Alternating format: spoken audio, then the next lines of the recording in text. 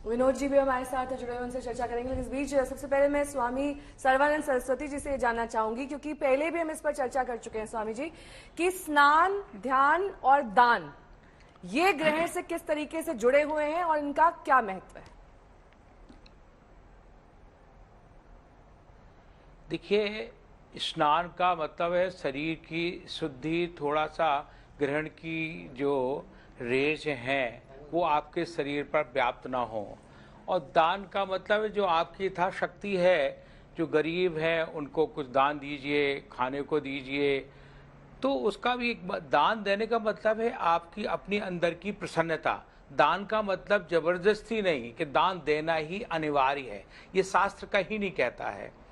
स्नान आपका है, अगर आपका मन है तो स्नान कर लीजिए, नहीं गंगा जल छिड़क लीजिए।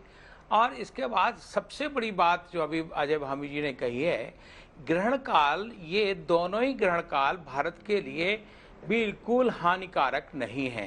तो इन ग्रहणों में आप एक ही काम कर सकते हैं, चंद्रमा मनसो जाता। आप बैठ करके एक आसन लगा करके उस समय प्रभु का आराधन करें। जो भी आपके इष्ट हैं, जो भी आपका जैसे कहा गया है कि हमारे यहाँ आर्णव मंत्र हैं, तांत्रिक मंत्र हैं, वैदिक मंत्र हैं, और कुछ नहीं कर सकते हैं। तो जो आपको आता है उसी को अपने श्वास में लेकर के मन को स्थिर करें। मन, चंद्र ग्रहण में क्या होता, मन चंचल हो जाता है। आप देखें कि जो पागल होते हैं, जो मानसिक रोगी होते हैं, उनका मानसिक विकार बढ़ जाता है।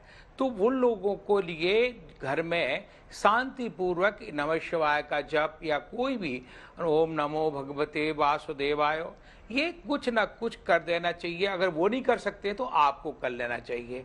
घर की शुद्धि के लिए आपके घर में ये वातावरण। दूसरी बात मैं कहता हूँ, घर के शुद्धि के लिए आपके घर के बाहर एक पारिजात का वृक्ष हो, आपका आंवला का वृक्ष हो। आंवला और पारिजात चंद्र ग्रहण में बहुत ही उपयोगी हैं। और इसके बाद तीसरा आता है बिल्व पत्र। तो बिल्व पत्र तो सब जगह लगता नहीं, लेकिन पारिजात भी आपके गमले में लग सकता है, आंवला भी लग सकता है।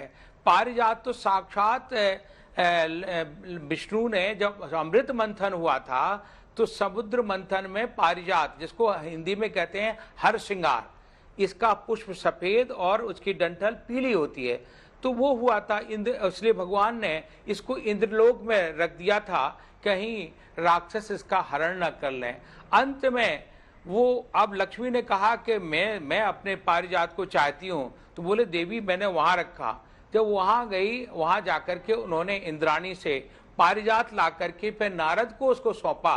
तो पूरे भारत में, विश्व में ये पारिजात नहीं होता, भारत के हर कोने में ये पारिजात होता है। तो ये पारिजात जैसे रक्षा कर रहा है, चंद्र ग्रहण भी आपकी रक्षा करेगा। आप मन को एकाग्र करके ध्यान कीजिए और यथाशक्ति दान की कोई वो ऐसा नहीं कि आपने दान नहीं किया तो आपके अंदर एक अंदर से परेशानी हो रही कि हम तो दान कर ही नहीं सके, तो वो नहीं है। मार्केटिंग का कुछ यहाँ संबंध नहीं है कि आप दान ही करिए। स्नान आपने नहीं कर सके तो आप गंगा जल छिड़क लीजिए, और नहीं है तो मानसिक, कहते हैं गंगा तव दर्शनात् मुक्ति ही, गंगा स्मरणात् मुक्ति, उसका स्मरण कर लिए तो भी आपका स्मरण हो गया। और इसलिए ग्रहण काल में जितना एकाग्र हो सकते हैं आप, जितना आनंद में हो सकते हैं, जितना अच्छी तरह से मंत्र जाप कर सकते हैं। आपने पहले भी पूछा था, ग्रहण काल में अभी अजय भामी जी मेरे मित्र हैं, बैठे हुए हैं। इस ग्रहण काल में आप, जो भी व्यक्ति है जिस मंत्र को सिद्ध करना चाहता है, वो मंत्र एक बार में एक माला 1000 के बराबर हो जाती है। इससे बड़ा ग्रहण काल का अच्छा उपयोग होगा और बहुत शांतिदायक होगा। तो चंद्र ग्रहण आपके मन के ऊपर असर न डाले और मन की शांति रहे, घर में कोई कलरव ना हो घर में। और 3 चीजें मैं आपको फिर बता रहा हूं, जल, जीवन और जलवायु, जिसको कहते हैं जमीन। जल, जीवन, जलवायु। जमीन पर, भारत की ना जमीन पर असर होगा, जल पर थोड़ा असर हो सकता है कि मनसा क्योंकि ये ईटानगर में पहले दिख रहा है, तो जल के जो झरने हैं, जहां बर्फ के कुछ हैं, वो पिघलने लगेंगे और पिघल करके निश्चित है कुछ कालों में, अब तो ये ग्रहण आएगा तो 10-15 साल जब भी आएगा, लेकिन इसके बाद जल का अभाव हो सकता है। तो जल को आप जितना संचयन कर सकते हैं, आप देखिए विश्व में जल के ऊपर सेमिनार हो रहे हैं, जल को बर्बाद मत कीजिए, ये जल आपका जीवन है। आपके शरीर में अगर जल की कमी हो जाए तो भी कठिनाई है।